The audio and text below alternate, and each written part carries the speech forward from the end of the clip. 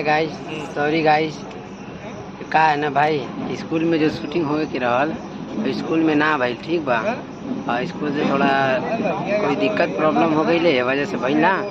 और देखिए गांव में लोकेशन, गांव में हो रहा शूटिंग, अब वहाँ कैंसिल हो गया। देखिए यहाँ इस घर में शूटिंग हो रहा है, ठीक है। अब देखते हैं कब तक ख़त्म होगा। शाम तो हो जाएगा। इधर ही स्कूल का सीन है, नहीं फिलहाल स्कूल का सीन कल होगा शायद। गाइस और दिखाते हैं आपको अभी। तो गाइस देखिए शूटिंग यहाँ पर हो रहा है।